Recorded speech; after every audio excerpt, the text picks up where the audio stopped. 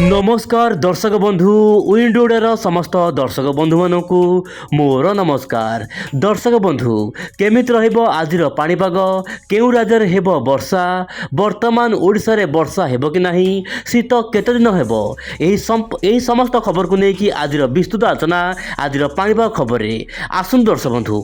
वर्तमान दर्शक बंधु आपण देखि पारुथिबे मोबाइल स्क्रीन रे सैटेलाइट माध्यम रे आपण देखंतु वर्तमान पश्चिम रु पूर्वळु वायु वर्तमान सक्रिय होई जहाँपाई कि पश्चिम रु पूर्व दिग को वर्तमान सामान्य वायु आसुथिबारु वर्तमान समय देशर विभिन्न अंचल में बादल बा मेघुआ पाग देखा मिलूँ। वर्तमान समय देशर विभिन्न अंचल में वर्षा होबार आशंका रही। तेज मोबाइल स्क्रीन आप देखूँ वर्तमान जदि आम देखा वायुर प्रभाव और पूर्वानुमान आप देखूँ गुजरात पाखे गोटे हाई प्रेशर जोन बा गुरुजा बलय सृष्टि होईपरि दर्शक बंधु झारखंड पाखे गोटे छोट गुरुजा बलय सृष्टि होता वर्तमान देखा यार प्रभाव सामुद्रिक वायु सामान्य भाव में ओडिशा दे पश्चिमबंग को जावाक चेष्टा करुच्ची जहाँपाई कि पश्चिमबंग झारखंड बिहार यार आखपाख अंचल में हल्का फुल्का वर्षा सहित मेघुआ पाग देखा मिल पारे। ओडिशा रे आज मेघुआ पाग रही पारे किंतु ओडिशा रे वर्षा होबार आशंका नहीं किंतु आसंता काली राज्य केतेक अंचल में हल्का फुल्का वर्षा देखा मिल पारे किंतु बड़ वर्षा होबार आशंका नहीं वर्तमान परिस्थिति रे।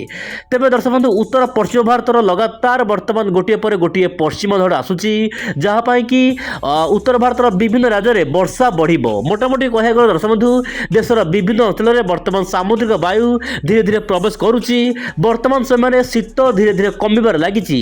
ओडिशा रे मध्य धीरे धीरे शीत कमुची। जदि आमे वर्षा संपर्कित खबर उपर नजर पकेबा आज केवल उत्तर पूर्व भारत एवं उत्तर भारत में अधिक वर्षा देखा मिल पारे। बाकी समस्त राज्यर विभिन्न अंचल में पाग मुख्यतः शुखला रहिबो। शीत सामान्य कमिबार आशंका रही। दिन तापमात्रा सामान्य वृद्धि हो पारे किंतु दर्शक बंधु आसना काली भिडियो रे आपको कही फेब्रुआरी 15 तारिख मध्य केमिति रह पाणीपाग आप भिडियो देखिपारे मु डिस्क्रिप्शन में लिंक देदेवी। तेज दर्शक बंधु वर्तमान समय देशर विभिन्न अंचल में हल्का फुल्का वर्षा रहिबो। शीतर मात्रा सामान्य कमिबार आशंका रही। दिन तापमात्रा बढ़िबार संभावना देखा देइछि किंतु दर्शक बंधु वर्तमान समय शीत संपूर्ण भाव में कमिबार आशंका नहीं। फेब्रुआरी 10 रु 15 तारिख मध्य राज्यर विभिन्न अंचल देशर विभिन्न स्थान में शीत बलवत्तर रहिबो हल्का फुल्का भाव में। तेज आगामी दिन में कौन सब पाणीपाग अपडेट आसूची आपण विंड ओडिया चैनल सहित निश्चय जोड़ी ही रुहतु। आज ये पुणी देखा आसना काली आ एक नुआ पाणीपाग अपडेट रे। नमस्कार जय जगन्नाथ दर्शक बंधु।